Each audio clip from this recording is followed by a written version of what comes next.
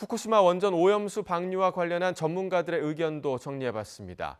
이 정화 이후에도 남아있는 몇몇 방사능 물질을 두고 인체에 장기적인 영향이 있을지 여부를 더 검증해봐야 한다는 주장이 있는가 하면 충분히 희석 과정이 이루어져 동해안에 빗물로 내리는 양의 수준이라는 반론도 있습니다. 두 입장을 정태우 기자가 들어봤습니다. 그렇게 깨끗하면 농업용수, 공업용수로 제가 써라 그랬거든요. 깨끗하면 맥주 만들어 먹어라, 아니면 농업용수로 써라, 뭐 이런 것들은 굉장히 빈정거리는 방식이지. 유전적 영향까지 포함하면 방사선 장애를 받을 가능성이 있다. 바나나 한 개 드셨을 때 받게 되는 방사선량보다 작습니다. 2011년 후쿠시마 제1원자력 발전소에서 일어난 폭발 사고. 이후 녹아버린 원자로 노심을 냉각시키기 위해 사용된 물이 거대한 탱크에 보관돼 있습니다. 다핵종 제거 설비로 처리된 약 130만 톤의 물. 海洋放出が現実的と判断し、基本方針を取りまとめました。 올여름 일본 정부는 오염수를 바다에 방류하겠다고 결정했습니다. 후쿠시마 원전 오염수 해양 방류, 정말 괜찮은 걸까요? 일단은 그게 뭐가 들어있느냐면은 아예 걸리지 못하는 삼중수소도 있지만 플루토늄도 들어있고 세슘도 있고 스트론튬도 있고 이오두도 있고.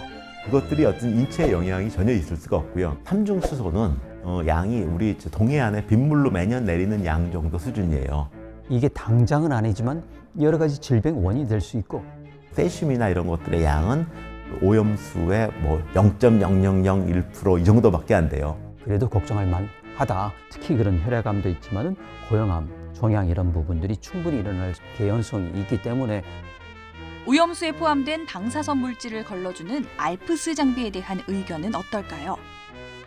알프스를 통과시켜가지고 나온 물을 다시 방사선 검사를 해서 기준치보다 높으면 다시 집어넣고 해가지고 여러 번. 100만 톤을 넘었어요. 그러니까 보통 할 수 있는 거에 한 1000배쯤 돼버린 거죠. 이 지하수, 냉각수에 전부 그 찌꺼기들이 있어요. 물은 통과하는데 그런 것들이 먼저 걸려버리죠. 필터의 성능이 안 좋아졌다. 그럼 이제 교체하면 되는 것이고요. 교체하는 게 쉽지 않다고 말씀드렸죠. 멈춰야 되는데요. 지하수, 냉각수 어떻게 계속 몇백 톤씩 나오는데 그럼 바로 바다로 가니까. 후쿠시마 원전 오염수의 해양 방류 처리 적합성에 대한 의견도 엇갈렸습니다. 깨끗하면 농업용수, 공업용수로 제가 써라 그랬거든요. 그리고 액체 보관할 수 있습니다. 콘크리트로 만들 수도 있어요. 일반적으로 우리 공장에서도 이제 폐수를 배출을 하는데 기준치 이하로 만들어서 배출을 합니다. 그거 가지고 농업용수 쓰라고 하지 않잖아요. 상수도 물 수준인데 마실 수 있으니까 버리지 말고 도쿄 상수도원에 직접 연결하면 바다에 뿌릴 이유가 없잖아요. 환경적인 영향이나 경제성이나 이런 여러 가지 점들을 종합적으로 고려해서 해양 방류가 그중에 제일 안전한 방식입니다. 환경 영향이 가장 적은 방식입니다.